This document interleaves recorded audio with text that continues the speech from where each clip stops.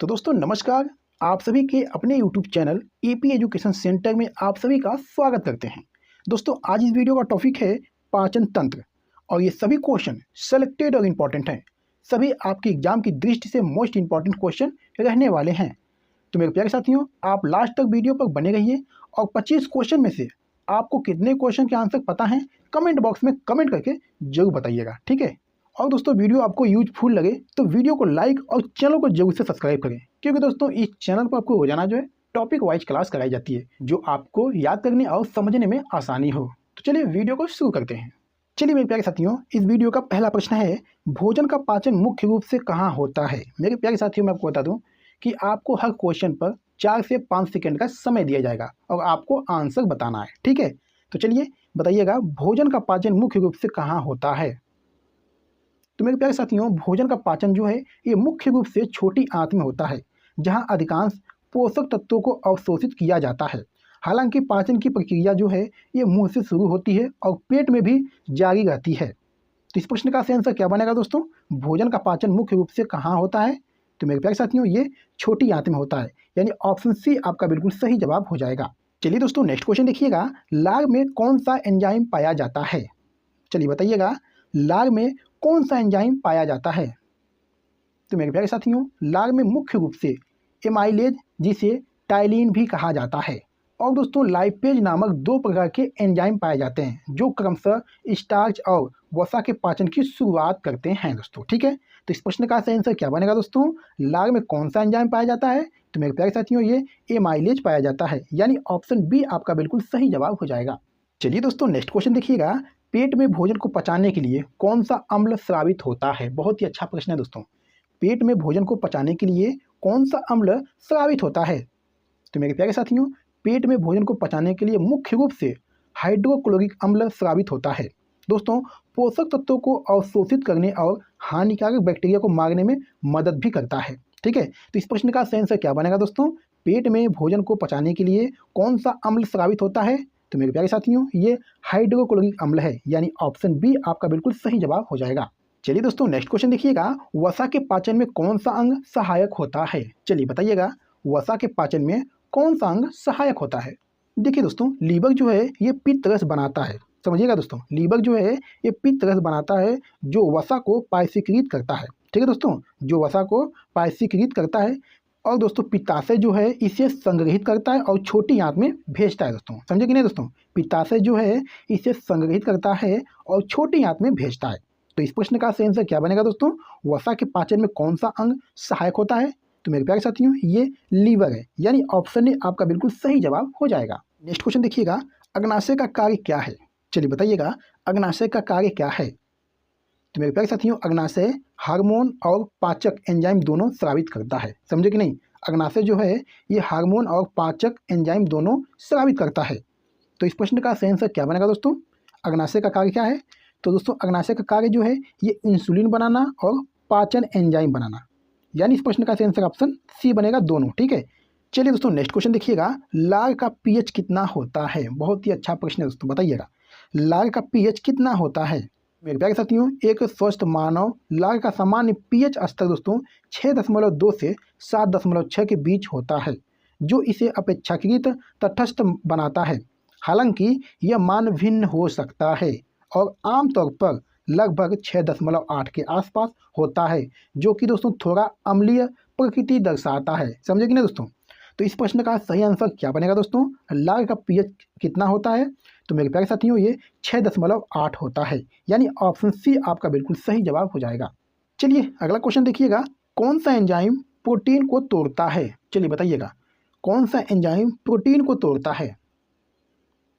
तो मेरे प्यारे साथियों, शरीर में भोजन पचाने वाले एंजाइम जैसे पेप्सिन, ट्रिप्सिन और काइमोट्रिप्सिन प्रोटीन को छोटे पेप्टाइड्स और अमीनो एसिड में तोड़ते हैं दोस्तों, समझे कि नहीं दोस्तों।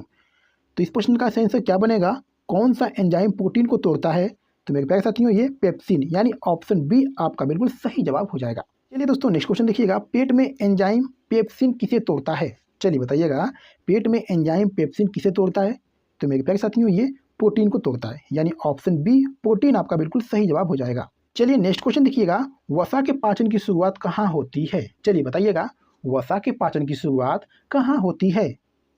तो मेरे प्यारे साथियों, वसा का पाचन मुख्य रूप से छोटी आंत में पित्त रस और लाइपेज से होता है। समझे कि नहीं दोस्तों?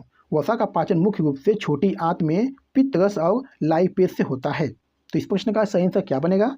वसा के पाचन की शुरुआत कहाँ होती है? तो मेरे प्यारे साथियों, ये छोटी आंत में होती है, यानी ऑप्शन सी आपका बिल्कुल सही जवाब हो जाएगा।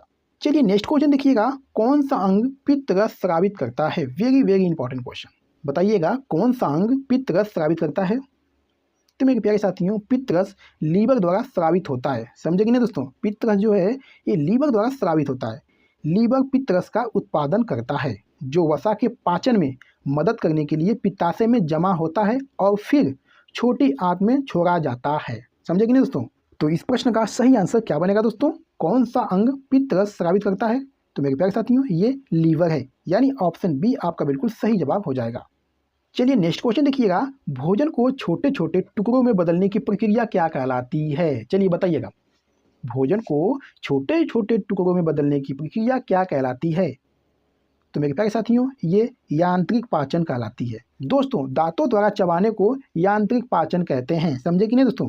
दांतों द्वारा चबाने को यांत्रिक पाचन कहते हैं, यानी ऑप्शन डी आपका बिल्कुल सही जवाब हो जाएगा। चलिए नेक्स्ट क्वेश्चन देखिएगा, एमाइलेज किसे तोड़ता है? चलिए बताइएगा, एमाइलेज किसे तोड़ता है?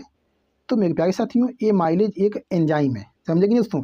एमाइलेज एक एंजाइम है जो मुख्य रूप से जटिल कार्बोहाइड्रेट और विशेष रूप से स्टार्च को छोटे सरल शर्करा जैसे माल्टोज और ग्लूकोज में तोड़ता है। समझे कि नहीं दोस्तों? तो इस प्रश्न का सही आंसर क्या बनेगा? एमाइलेज किसे तोड़ता है? तो मेरे प्यारे साथियों, ये स्टार्च को तोड़ता है, यानी ऑप्शन सी आपका बिल्कुल सही जवाब हो जाएगा। चलिए दोस्तों नेक्स्ट क्वेश्चन देखिएगा, भोजन नली को क्या कहते हैं? बहुत ही अच्छा प्रश्न है दोस्तों। भोजन नली को क्या कहते हैं? इस प्रश्न का सही आंसर क्या बनेगा दोस्तों?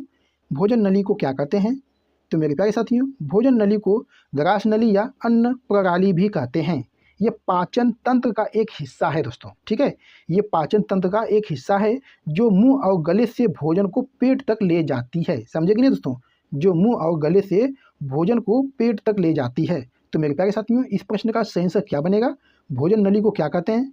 तो मेरे प्यारे साथियों, ये अन्न प्रणाली कहते हैं, यानी ऑप्शन ए आपका बिल्कुल सही जवाब हो जाएगा। चलिए नेक्स्ट क्वेश्चन देखिएगा, वसा को इमल्सिफाई कौन करता है? चलिए बताइएगा, वसा को इमल्सिफाई कौन करता है? तो दोस्तों, ये पित्त रस करता है, यानी ऑप्शन ए आपका बिल्कुल सही जवाब हो जाएगा। चलिए दोस्तों नेक्स्ट क्वेश्चन देखिएगा, बड़ी आंत का मुख्य कार्य क्या होता है? बहुत ही अच्छा प्रश्न है दोस्तों। बड़ी आंत का मुख्य कार्य क्या है? तो मेरे प्यारे साथियों, बड़ी आंत पानी और खनिज लवणों का अवशोषण करती है। समझे कि नहीं दोस्तों? बड़ी आंत जो है ये पानी और खनिज लवणों का अवशोषण करती है। तो इस प्रश्न का सही आंसर क्या बनेगा? बड़ी आंत का मुख्य कार्य क्या है? तो मेरे प्यारे साथियों, ये पानी अवशोषित करना, यानी ऑप्शन बी आपका बिल्कुल सही जवाब हो जाएगा। चलिए दोस्तों नेक्स्ट क्वेश्चन देखिएगा, विटामिन B12 का अवशोषण कहाँ होता है? चलिए बताइएगा, विटामिन B12 का अवशोषण कहाँ होता है? तो मेरे प्यारे साथियों, विटामिन B12 का मुख्य रूप से छोटी आंत के अंतिम भाग जिसे इलियम कहा जाता है। समझे कि नहीं दोस्तों? विटामिन B12 का मुख्य रूप से छोटी आंत के अंतिम भाग जिसे इलियम कहा जाता है। यह अवशोषण पेट में बनने वाले एक विशेष प्रोटीन आंतरिक कारण की मदद से होता है, जो दोस्तों विटामिन B12 को बांधकर इलियम तक ले जाता है दोस्तों। समझे कि नहीं? तो इस प्रश्न का सही आंसर क्या बनेगा दोस्तों? विटामिन B12 का अवशोषण कहाँ होता है? तो मेरे प्यारे साथियों, ये इलियम में होता है, यानी ऑप्शन बी आपका बिल्कुल सही जवाब हो जाएगा। चलिए दोस्तों नेक्स्ट क्वेश्चन देखिएगा, लैक्टोज को कौन सा एंजाइम तोड़ता है? बहुत ही अच्छा प्रश्न है दोस्तों। लैक्टोज को कौन सा एंजाइम तोड़ता है? तो मेरे प्यारे साथियों, लैक्टोज को तोड़ने वाला एंजाइम लैक्टेज कहलाता है। समझे कि नहीं दोस्तों? लैक्टोज को तोड़ने वाला एंजाइम जो है ये लैक्टेज कहलाता है। यह एंजाइम जो है छोटी आंत में पाया जाता है। समझे कि नहीं दोस्तों? ये एंजाइम जो है ये छोटी आंत में पाया जाता है। तो इस प्रश्न का सही आंसर क्या बनेगा? लैक्टोज को कौन सा एंजाइम तोड़ता है? तो मेरे प्यारे साथियों, ये लैक्टेज तोड़ता है, यानी ऑप्शन डी आपका बिल्कुल सही जवाब हो जाएगा। चलिए दोस्तों नेक्स्ट क्वेश्चन देखिएगा, पेट का पीएच कितना होता है? बहुत ही अच्छा प्रश्न है दोस्तों। पेट का पीएच कितना होता है? तो मेरे प्यारे साथियों, पेट में भोजन के बिना पीएच जो है 1.5 से 3.5 के बीच अत्यधिक अम्लीय होता है, लेकिन दोस्तों भोजन खाने के बाद यह धीरे धीरे बढ़कर लगभग 6 तक पहुंच सकता है। ठीक है, तो इस प्रश्न का सही आंसर क्या बनेगा? पेट का पीएच कितना होता है? तो मेरे प्यारे साथियों 1 से 2 तक के बीच का होता है, यानी ऑप्शन ए आपका बिल्कुल सही जवाब हो जाएगा। चलिए नेक्स्ट क्वेश्चन देखिएगा, पाचन तंत्र की सबसे लंबी नली कौन सी है? बहुत ही अच्छा प्रश्न है दोस्तों। पाचन तंत्र की सबसे लंबी नली कौन सी है? तो मेरे प्यारे साथियों पाचन तंत्र की सबसे लंबी नली छोटी आंत है। समझे कि नहीं दोस्तों? पाचन तंत्र की सबसे लंबी नली जो है ये दोस्तों छोटी आंत है, जिसकी लंबाई लगभग दोस्तों 6.5 से 7.5 मीटर यानी दोस्तों 21 फीट से 25 फीट तक हो सकती है। ठीक है दोस्तों, तो इस प्रश्न का सही आंसर क्या बनेगा? पाचन तंत्र की सबसे लंबी नली कौन सी है? तो दोस्तों ये छोटी आंत है, यानी ऑप्शन बी आपका बिल्कुल सही जवाब हो जाएगा। चलिए नेक्स्ट क्वेश्चन देखिएगा, पित्तरस कहाँ संग्रहित होता है? बताइएगा, पित्तरस कहाँ संग्रहित होता है? तो मेरे प्यारे साथियों पित्तरस लीवर द्वारा बनाया जाता है। समझिए दोस्तों, पित्तरस जो है ये लीवर द्वारा बनाया जाता है और पित्ताशय में संग्रहित होता है। समझे कि नहीं दोस्तों? और ये पित्ताशय में संग्रहित होता है, जो नाशपाती के आकार का एक छोटा सा अंग होता है। ठीक है दोस्तों, जो नाशपाती के आकार का एक छोटा सा अंग होता है और यकृत के नीचे स्थित होता है। ठीक है दोस्तों, तो इस प्रश्न का सही आंसर क्या बनेगा? पित्तरस कहाँ संग्रहित होता है? तो मेरे प्यारे साथियों ये गाल ब्लैंडर यानी पित्ताशय में संग्रहित होता है, यानी ऑप्शन सी आपका बिल्कुल सही जवाब हो जाएगा। चलिए नेक्स्ट क्वेश्चन देखिएगा, अग्नाशय कौन से एंजाइम स्रावित करता है? चलिए बताइएगा, अग्नाशय कौन से एंजाइम स्रावित करता है? तो मेरे प्यारे साथियों ये ट्रिप्सिन, एमाइलेज और लाइपेस। ठीक है, यानी ऑप्शन ए आपका बिल्कुल सही जवाब हो जाएगा। चलिए नेक्स्ट क्वेश्चन देखिएगा, कौन सा अंग पाचन और अंतस्रावी दोनों कार्य करता है? Very very important question. ये प्रश्न दोस्तों बहुत ही महत्वपूर्ण है। कौन सा अंग पाचन और अंतस्रावी दोनों कार्य करता है? तो मेरे प्यारे साथियों अग्नाशय एक ऐसा अंग है दोस्तों, समझिएगा बात को। अग्नाशय एक ऐसा अंग है दोस्तों जो पाचन और अंतस्रावी हार्मोन उत्पादन यानी दोनों कार्य करता है। यह पाचक एंजाइमों का उत्पादन करके भोजन के पाचन में मदद करता है और रक्त शर्करा के स्तर को नियंत्रित करने के लिए इंसुलिन जैसे हार्मोन भी बनाता है दोस्तों। ठीक है, तो इस प्रश्न का सही आंसर क्या बनेगा दोस्तों? कौन सा अंग पाचन और अंतस्रावी दोनों कार्य करता है? तो मेरे प्यारे साथियों ये अग्नाशय है, यानी ऑप्शन बी आपका बिल्कुल सही जवाब हो जाएगा। चलिए मेरे प्यारे साथियों क्वेश्चन नंबर 23 देखिएगा, आहार नली में भोजन को आगे बढ़ाने की प्रक्रिया क्या कहलाती है? चलिए बताइएगा, आहार नली में भोजन को आगे बढ़ाने की प्रक्रिया क्या कहलाती है? तो मेरे प्यारे साथियों आहार नली में भोजन को आगे बढ़ाने वाली प्रक्रिया को क्रमाकुंचन यानी दोस्तों पेरिस्टालिसिस कहते हैं। तो इस प्रश्न का दोस्तों सही आंसर क्या बनेगा? आहार नली में भोजन को आगे बढ़ाने की प्रक्रिया क्या कहलाती है? तो मेरे प्यारे साथियों ये पेरिस्टालिसिस कहलाती है, यानी ऑप्शन ए आपका बिल्कुल सही जवाब हो जाएगा। चलिए मेरे प्यारे साथियों क्वेश्चन नंबर 24 देखिएगा। ठीक है, और इस प्रश्न का सही आंसर क्या बनेगा एक कमेंट करके दोस्तों आपको बताना है। ठीक है, चलिए प्रश्न है, कौन सा अंग सबसे अधिक पित्त का उत्पादन करता है? बहुत ही अच्छा प्रश्न है दोस्तों। तो इस प्रश्न का दोस्तों सही आंसर क्या रहेगा कमेंट करके जरूर बताइएगा। ठीक है, कौन सा अंग जो है सबसे अधिक पित्त का उत्पादन करता है? चलिए मेरे प्यारे साथियों इस वीडियो का लास्ट क्वेश्चन है, भोजन को पचाने में कितने घंटे लगते हैं? बहुत ही अच्छा प्रश्न है दोस्तों, भोजन को पचाने में कितने घंटे लगते हैं? तो मेरे प्यारे साथियों मैं बता दूं आपसे कि सामान्य परिस्थितियों में भोजन को पचाने में औसतन 6 से 8 घंटे समय लगते हैं। ठीक है दोस्तों, सामान्य परिस्थितियों में भोजन को पचाने में औसतन जो है 6 से 8 घंटे लगते हैं। तो इस प्रश्न का सही आंसर क्या बनेगा दोस्तों? तो दोस्तों इस प्रश्न का सही आंसर ऑप्शन बी बनेगा, 6 से 8 घंटे का समय लगते हैं, यानी ऑप्शन बी आपका बिल्कुल सही जवाब हो जाएगा।